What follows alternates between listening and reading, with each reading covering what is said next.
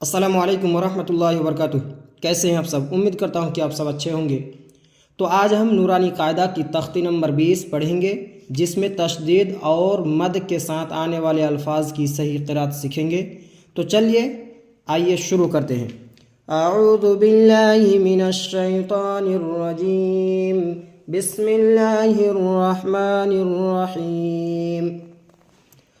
तख्ती नंबर 20, तशदीद बाद हरूफ मद्दा। नाज़रीन किराम, तशदीद आपको मालूम है कि तशदीद किसको कहते हैं और तशदीद की अलामत कैसी होती है।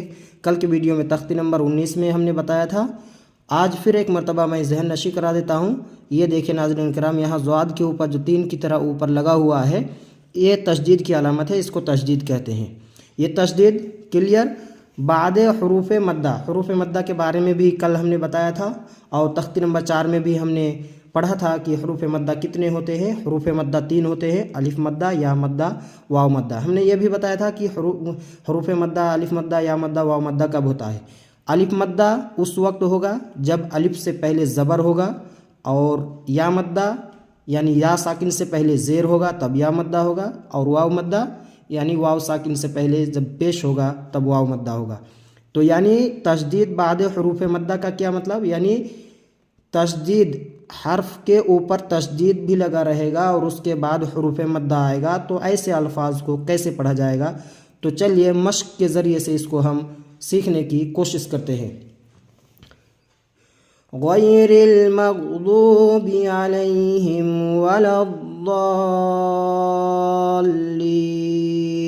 यहाँ देखिए नाज़रीन इकराम, ज़्वाद के ऊपर तशदीद है और उसके बाद जो है हरूफ मद्दा आ गया। हरूफ मद्दा यहाँ क्या है, अलिफ है, यानी अलिफ से पहले ज़बर है, तो ये अलिफ मद्दा हो गया। तो ज़्वाद के ऊपर तशदीद है और उसके बाद हरूफ मद्दा आ गया। तो इसको कैसे पढ़ा जाएगा, ये ज़्वाद जो है, ज़्वा को लंबा करके खींच करके पढ़ा जाएगा, खींच करके लंबा करके पढ़ा जाएगा। क्यों? क्योंकि यहाँ मद्दे लाजिम है। जैसे कि कल हमने मद्दे लाजिम का कायदा पढ़ा था और जाना था कि मद्दे लाजिम कब होगा, यानी हरफ मद्दा के बाद जज़म या तशदीद आ जाए तो मद्दे लाजिम होगा। तो यहाँ हरफ मद्दा अलिफ है, अलिफ के बाद जो है तशदीद आ गया, लाम के ऊपर तशदीद लगा है, जिसकी वजह से ये मद्दे लाजिम है। तो इसको लंबा करके खींच करके पढ़ा जाएगा। यानी ज़्वा को जब पढ़ेंगे लंबा करके खींच करके 3 4 5 अलिफ तक हम खींच करके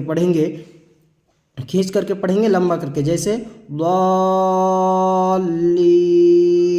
और लाम को जब हम पढ़ेंगे तो दब करके पढ़ेंगे, दबा करके नीचे की तरफ दबा करके पढ़ेंगे, जैसे गैरिल मग़दूबि अलैहिम वलद्दाल्लीन।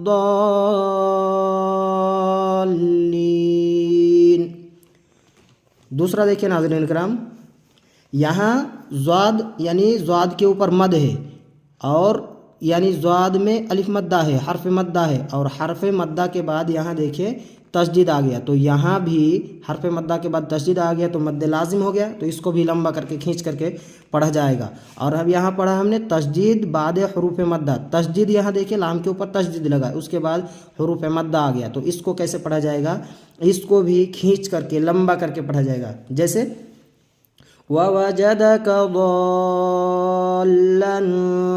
फहदा, ضالًا फहदा। यानी ज़्वा को जब हम पढ़ेंगे लंबा करके खींच करके पढ़ेंगे। आगे देखिए नाज़रीन किराम, यहाँ देखिए नाज़रीन किराम, यहाँ जो है त्वा के ऊपर, त्वा को हम कैसे पढ़ेंगे, त्वा के ऊपर तशदीद है और तो तशदीद के बाद जो है हरफ मद्दा आ गया। यहाँ हरफ मद्दा क्या है, अलिफ है, यानी अलिफ तशदीद के बाद हरफ मद्दा अलिफ हो गया।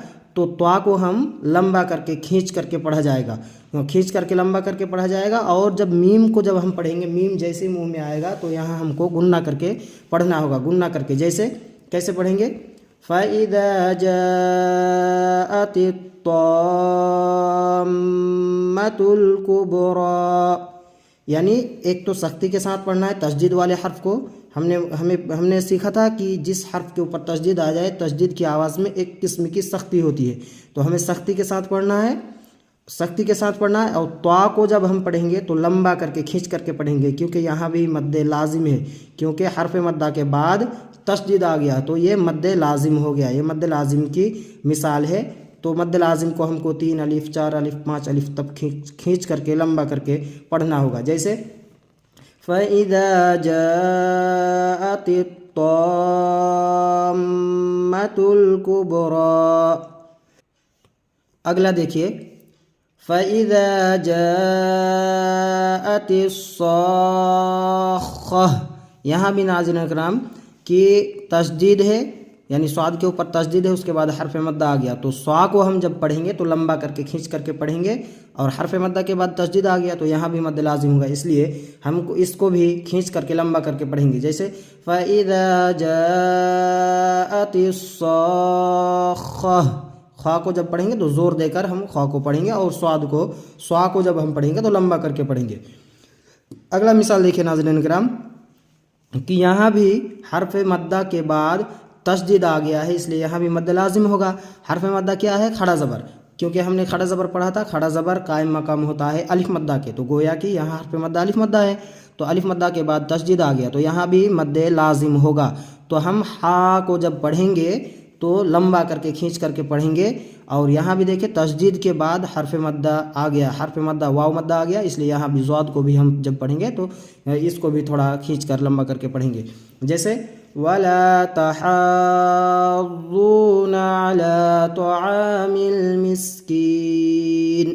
اگلا دیکھیں ناظرین کرام کہ یہاں دیکھیں ناظرین کرام کہ ہا کے اوپر کھڑا زبر ہے، اس کے اوپر مد لگا ہوا ہے، اس کے اوپر مد لگا ہوا ہے، تو یہاں ہم کو یہاں بھی تھوڑا کھینچ کر لمبا کر کے پڑھا جائے گا، اور یہاں حرف مدہ جو ہے حرف مدہ الف مدہ ہے، یعنی الف سے پہلے زبر ہے تو حرف مدہ الف مدہ ہے، تو اس کے بعد حمزہ اسی کلمے میں ہے، تو اس کو بھی ہم کے تو یہ مد متصل ہو جائے گا، تو اس کو ہمیں کھینچ کر کے لمبا کر کے پڑھا جائے گا، اور یہاں پھر یہ والا قاعدہ جو ہم نے اوپر پڑھا تھا کہ حرف مدہ کے بعد تشدید آ جائے تو وہاں اس حرف کو لمبا کر کے کھینچ کر کے پڑھا جائے گا، جیسے ضا کو جب ہم پڑھیں گے تو لمبا کر کے کھینچ کر کے پڑھیں گے، کیونکہ حرف مدہ کے بعد حرف مدہ الف ہے، کیونکہ الف سے پہلے زبر ہے، تو حرف مدہ کے بعد تشدید آ گیا تو مد لازم ہو جائے گا، اور مد لازم کی مقدار 3 الف 4 الف 5 الف تک ہوگا، تو اس لیے ہم اس کو بھی کھینچ کر لمبا کر کے پڑھیں گے۔ ضا کو جب ہم پڑھیں گے تو لمبا کر کے پڑھیں گے، اور لون کو